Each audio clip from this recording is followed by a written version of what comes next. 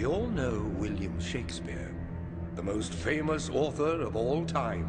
But what if I told you Shakespeare never wrote a single word?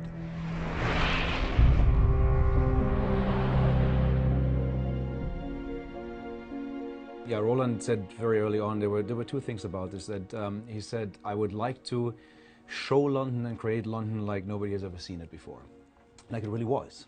And we can only do that with visual effects, of course. So we decided early on to rebuild it in the computer with whatever means we have, which turned out to be actually full 3D in the end.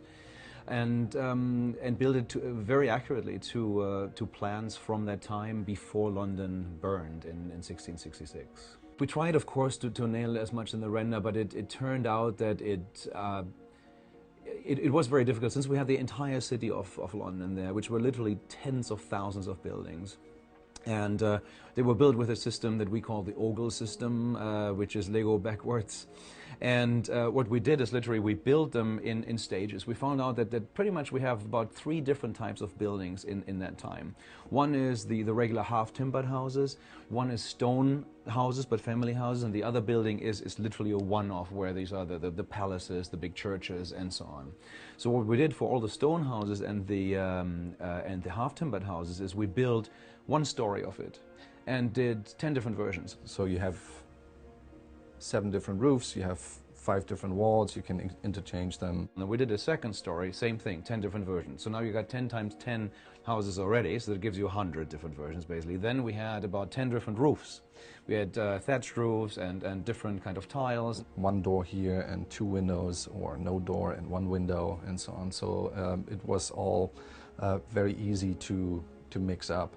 So now you got 10 times 10 times 10, you got 1,000 different buildings, and those you would reuse then in different places, and we would populate them onto the actual map of London.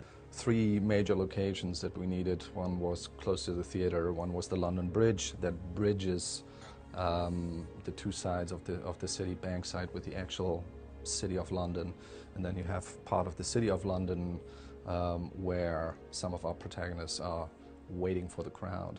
Not to forget is that we wanted to create a London that teachers could actually go with school classes to and point out either specific buildings, specific streets, cathedrals, and so what we did is we actually found a map of London from the time. You see every single street and every single house there, and we used that as the guide. So when you actually see an area of London, we put every street where every street was. We did a motion capture session actually in Munich, and we also did a lot of hand animation, because we had a lot of things where people were in rowboats, for instance. And if you look at some of the shots, like one of the big establishing shots where all the people are gathering together to go into the Globe Theatre, the newly built Globe Theatre.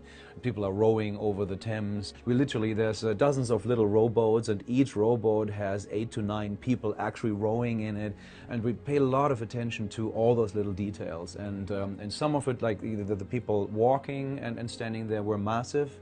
Other ones were actually hand animated and manually put in.